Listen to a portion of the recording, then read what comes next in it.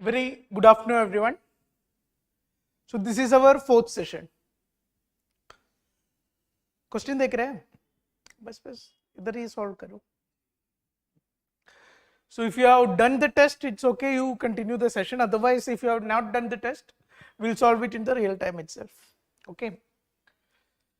So let's get started. How is processes going? Updating anything? Some kind of revision is going on. So by today we will be covering 100 topics. Fourth session. Target is to by December we'll try to complete the whole year. So around 500 topics we'll be having. So on that note, let's go ahead, solve the first question.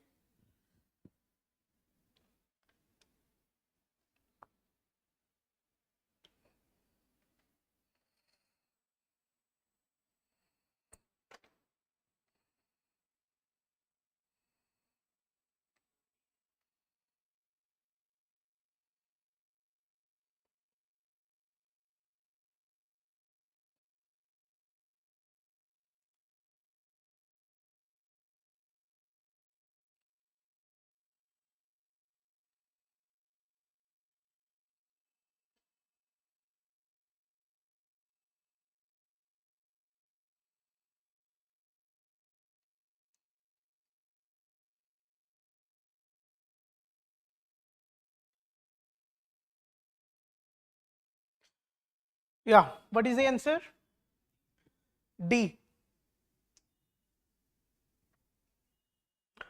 Let's read the question once. In the context of macroeconomic analysis, how is growth recession best characterized? What is growth recession? That is basically the question. So you have two contrasting words, growth and recession. Why this is coming into picture?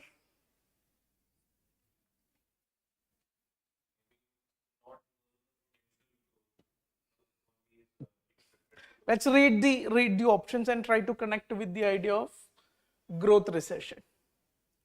So a macroeconomic condition where the economy experiences nominal GDP growth above the long-term trend growth rate. So there is a growth rate trend. This is how the country is going. The country is growing above this. Now what does this indicate? If this is the situation, there is no way you can use the word recession in this. First option you can completely eliminate. Come to second option. An economic scenario marked by simultaneous nominal GDP growth and contraction in real terms. What does it mean? Does we ever face this kind of a situation? No. Okay. What is the situation? Let's understand. Economic scenario marked by simultaneous nominal GDP growth as well as contraction in real terms. So first, basic idea is you need to understand what is nominal GDP and real GDP. What is the difference between nominal and real GDP?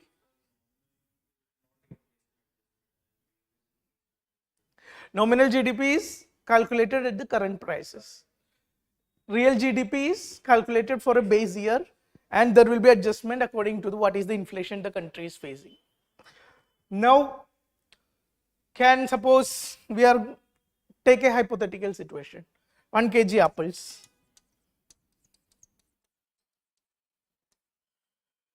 Costing 10 rupees today.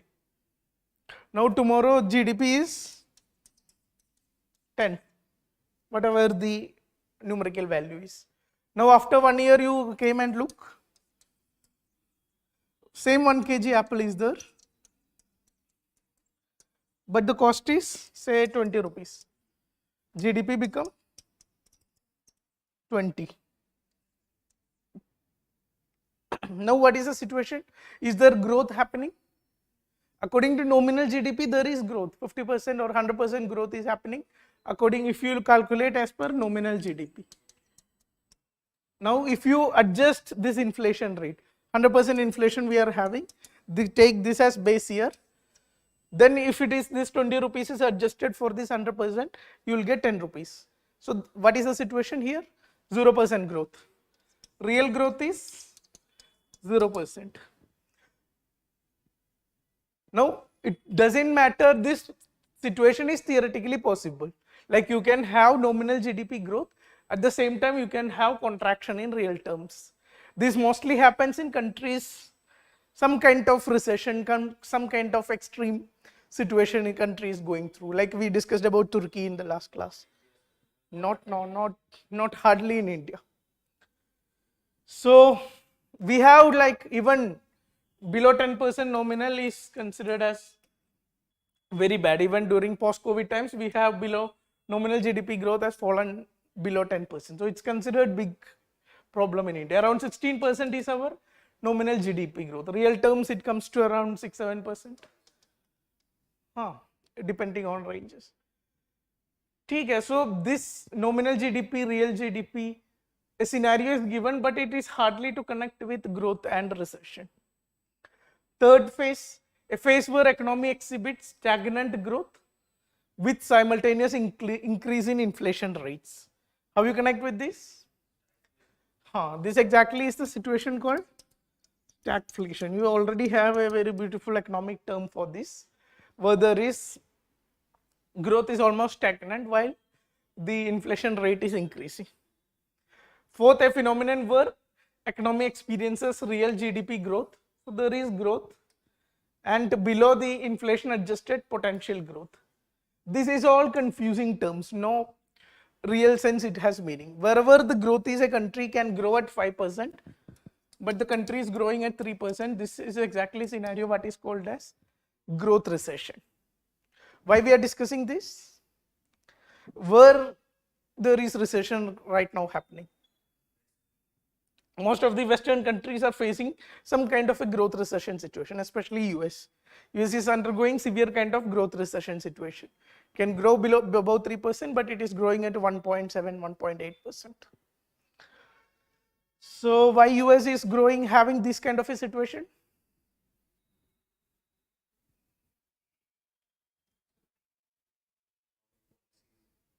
Again, the same reasons. Mostly what drives the inflation rate throughout the world? Fuel prices. Like even when the Russia-Ukraine war happened, there has been inflation surge throughout the world. US have self-sufficiency. But still throughout the world, like products are imported. Most of the products are imported in US. So these products prices are impacted by these fuel prices in other parts of the world, in China, in other countries. So if you look at the general trend of inflation, the most determining factor is crude oil prices or fuel prices. Now we have this continuing war going on, Russia-Ukraine war. There has been disruption in supply chain throughout the world. So this is one major factor for the continuing recession kind of a situation or the inflationary pressure throughout the world. Second reason is two things can act bad for the economy. One thing, you kept the interest rate below for a long period of time. Second rate, you increase the interest rate too fast. When you keep the interest rate at lower for a long period of time, there will be more than enough supply of the money. Like take 20 rupees chasing same amount of goods. So that is like no real growth is happening, but simply the prices are hyped. Second situation, to counter this, you increase the rate all of a sudden. All of a sudden, then again you reach some kind of a recession-like situation. So all these factors culminated into growth recession kind of situation. So whenever you see the word growth recession, it has only one meaning. All this inflation, real, nominal, this has nothing to do with this. There is growth happening, but the growth is below the potential. That is growth recession. Let's move ahead. So these are everything that we have discussed so far. US numbers are given, growth recession. What is technical recession?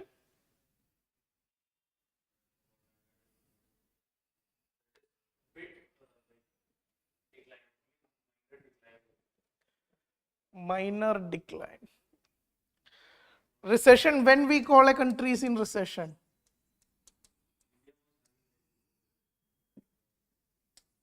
Technical is just an adjective.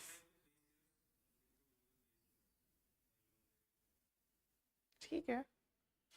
Everything will go in that margin only, some base years. When we call a country is in recession? when there is negative GDP growth. When negative GDP growth means GDP is contracting. Contracting for how many times? 2 quarters. If 2 continuous quarters GDP is contracting, then we call the country is in recession. Now how we compare these 2 quarters? Suppose Jan to March is 1 quarter. Jan to March 2023. What you are comparing is not December, September, December time. You are comparing with Jan to March of 2022. Compare it to 2022, it is less. Then next 3 months also it is less compared to 2022. Then we call the country is in some kind of a recession. The country is facing technical recession. What is base effect?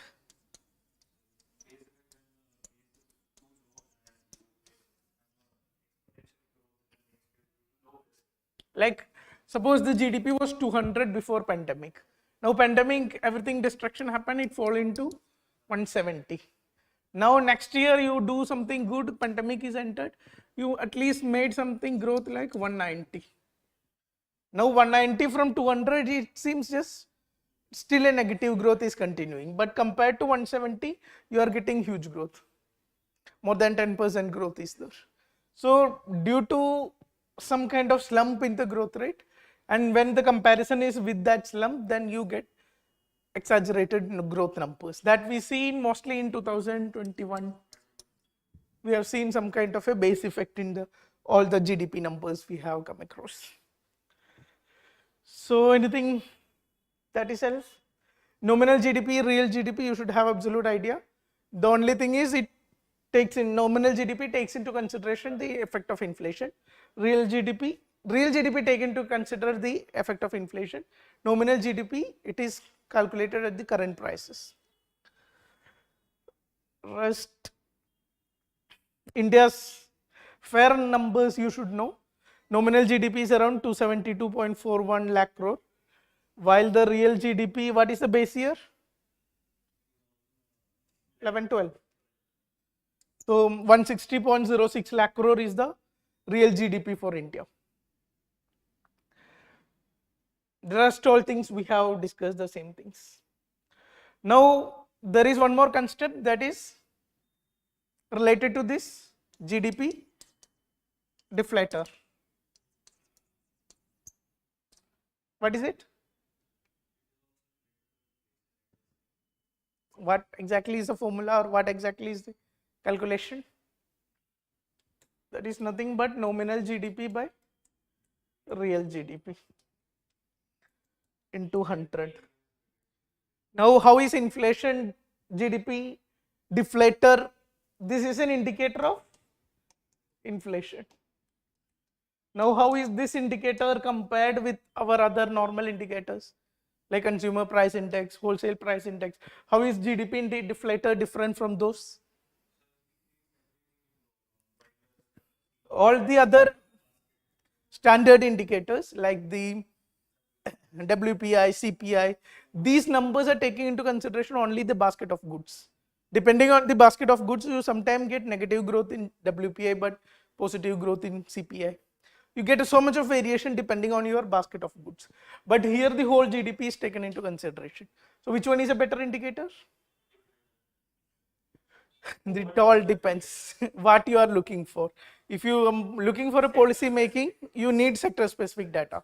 For sector specific, how it is impacting agricultural workers, how it is impacting rural economy, how it is impacting industrial workers. To study them, you need to get into the basket and get into CPI, WPI, this kind of indices. But if you take the whole economy, overall economy, then you have to, it is GDP deflator is a better index. Still we use GDP deflator very rarely. Why? Major issue is CPI, WPI, this comes in monthly basis. We have institutions, we have established process to release this. This data, GDP data, comes after a time lag. So you cannot completely for policy making, you cannot rely on this. It comes after a time lag. Like last year come now, then too much of effectiveness is not there. Here you can get the count very fast, where the country is going, where the food level is inflating, or if any certain components are creating the inflation. All these indicators you get from CPI, WPI, these numbers. Extrapolate all these activities you can do. While deflator is like, even though it contains all the goods and services, but its applicability is kind of limited. That's why we usually don't see this term in newspapers, or usually it doesn't come across us. Answer the second question, then we'll start the discussion.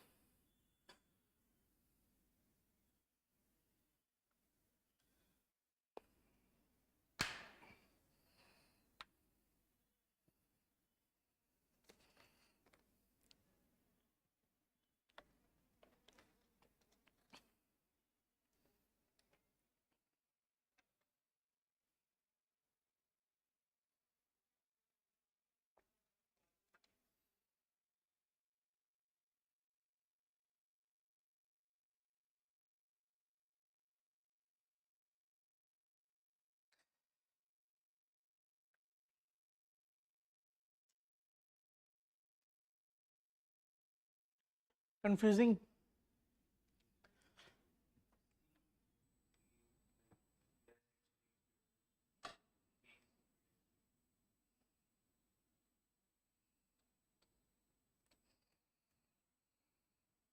Okay. Yeah, let's see what the question is.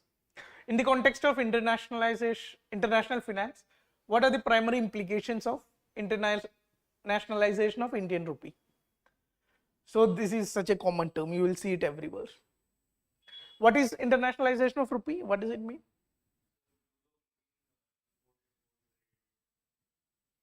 Use of promotion of international trade, it is usually conducted in US dollars. Now you are shifting to Indian rupee, you have to conduct business with other countries in Indian rupee. Why it is gaining interest in the recent past? Why de-dollarization? Volatility, yes. Primary, there is one more aspect to it. We see in the Russia-Ukraine war. What Russia did? Russia go and attack the Ukraine. Now, what was the response of the West to this response of Russia? West imposed sanctions on Russia. What does sanctions means? If you have these investments in dollars in West countries, all it will be freezed. You cannot trade in dollars. It is some kind of isolating Russia from these dollars. What was the expectation? Russia will struggle. But they are still not struggling. They are somehow managing things, and they are selling to India, they are selling to China. Until unless there is Chinese economy which is buying Russian fuel, Russian gas, things will somehow go on. What India did is, India brought the crude oil, refined here and sell it to Europe. So we were also doing what we can do. So until unless these internal games are not stopped, these sanctions are ineffective. Now where the problems comes? Problem comes is in the policy making, or you can say the ethics of policy making. If a country does something against the West is not restricting itself from imposing all the sanctions. Now if today it is done on Russia, tomorrow it may be done on China, or maybe India, or any other country. Now this created some kind of a ruckus. So dollar is not 100% a reliable system. This raised question over dollar among the mostly developing countries, including small countries like Brazil, all these countries. Even in BRICS talk, you see reflections of these kind of talks happening international, not just rupee, coming with some other currency that is BRICS is orienting towards.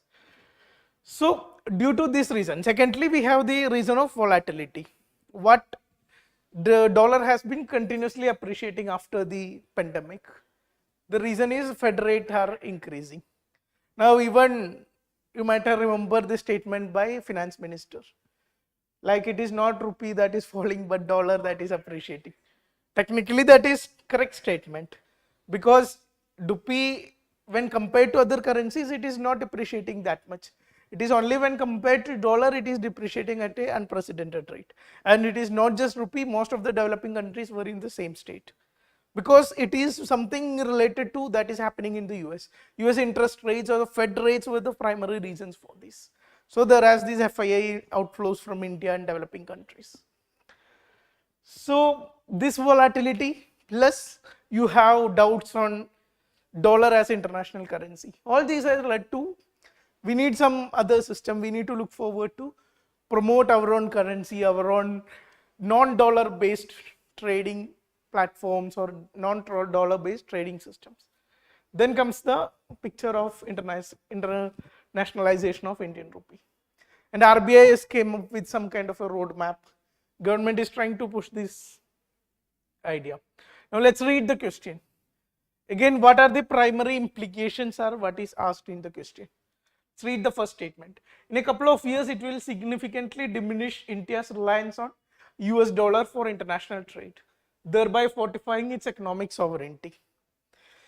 Now, if you look at this statement, obviously what we have discussed so far, diminishing reliance on US dollar, that is the objective of internationalization of rupee.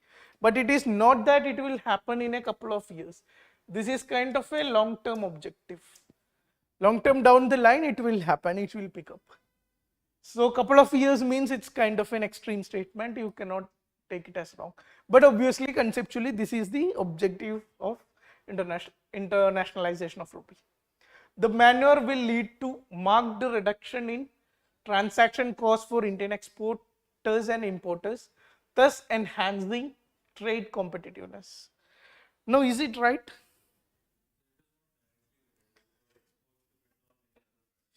Export depend on other factors, but you cannot neglect this statement also. You are taking out the element of volatility, you are taking up the element of forex charges. So if you are doing it in your own currency, it will improve the efficiency of trading system. It will bring down the cost for exporters and importers. But marked reduction is again a little bit extreme. Third statement, this step is anticipated to lower India's vulnerability to global financial shocks and reduce the necessity of maintaining large foreign exchange reserves. Now, large foreign exchange reserves. How much is China's foreign exchange reserves? Around 3,000 billion and all. How much is India's? 500, 600. In these ranges we are doing it. How much is US? Very less, like less than 50, less than 100, less than 50 or something. Why US is not having any forex reserves?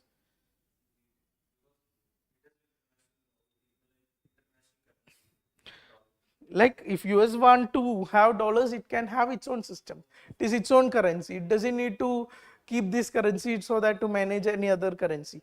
Why we are keeping this forex reserves? You might have noticed some point we have reached somewhere like 641 billion US dollars, our forex reserves. Then it started sliding back. Now why this slide is happening? Not FDI, basically FII was leaving out of India. Even during pandemic time, we have seen FII flowing into India. Even pandemic time, you might have seen this. The country is having negative growth. Every other department is shut down, but stock market is not falling that much. After the initial fall, it was still rising and rising. Why that was rising? Because it was getting support from external funding, FIIs. Now, these FIIs start leaving the country. Now, once FIIs start leaving the country, what will happen? There will be high demand for dollar. Then this high demand is putting pressure on money. Again, this should be correlated with rising crude oil prices. So we have to pay a huge number of dollars for this also. So these two factors lead to dollar outflow from India. Now, if RBI doesn't do anything, what will happen? Dollar will keep rising, rupee will lose its value. To leave this situation, our RBI was open selling its forest reserves. That's why we see this sliding to 500 ranges, 520, 540, these ranges it was going on. So this is the overall dynamics that has been happening related to this.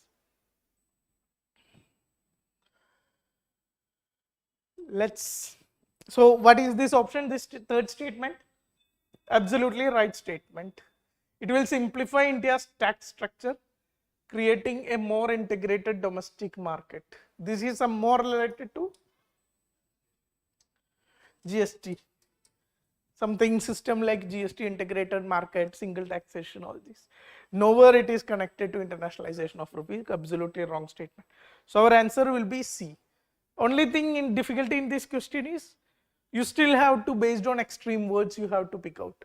But the words used are being changed. Usually it comes only or exclusive. These kind of words has been avoided. Some other conceptual words has been used. So keep an eye on, even though the language changes, even the pattern of question is changing, keep an eye on basic rules itself. Go ahead. So these are all the same things we have discussed. RBI came with some kind of a roadmap for internationalization of rupee. Now you can see a broad list of benefits of internationalization. Mitigates currency risk. What does it mean? Suppose India and Saudi Arabia, where we are buying a lot of oil, we can pay in rupees, then doesn't matter where dollar is standing. To a huge extent, we can withstand variations in dollar prices. It will not too much lead to inflation in India or too much lead to economic problems in India. Reduces reserve needs, we already discussed. Increases bargaining power, reduces transaction cost, lower capital cost, government financing flexibility, diversify international reserve options. So many benefits you can connect with. But still, why government is not able to do this?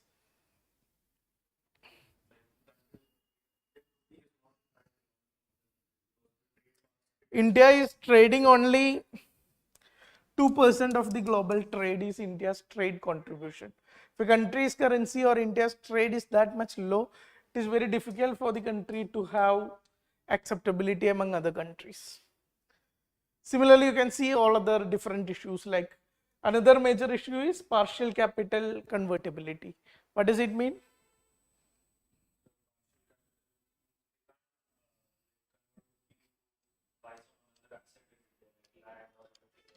Capital investments transactions in India has its own limitations.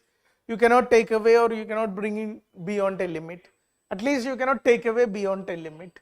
So there is capital account convertibility is not fully open in India. Current account means trade you can take that any much. That's why we are having huge amount of CAD, like trade there is no control. How much you can give the services or goods, then take away the money. So we have huge current account deficit. But in case of investment, there is certain limitations. You cannot take too huge amount of money outside. You cannot, there is restrictions put on by the government how these investment should be regulated. So capital account, there are limitations, and these limitations, due to these limitations, we have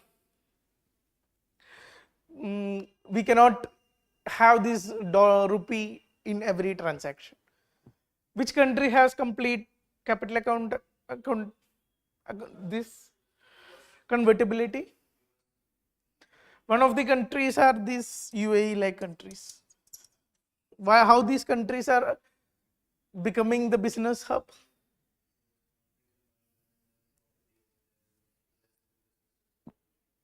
One thing they do is complete convertibility. There is no limitations how you want to spend the money, even in trade, in investment, in anything. Second thing is extremely low taxes. So due to both these factors, and even if in Dubai and all, what you see is we have this extreme Sharia law, all these kind of system. All these are liberalized. The modern laws, modern systems has been established in this. So Dubai, how it is gaining market is, it acts as a gateway to all these Middle East economies. So another similar to Dubai was Hong Kong. but it has been losing its prominence due to this China issue. Rest of the factors, details are provided in workbook, you can go through it. I don't think too much conceptual is there. Going ahead, do the third question.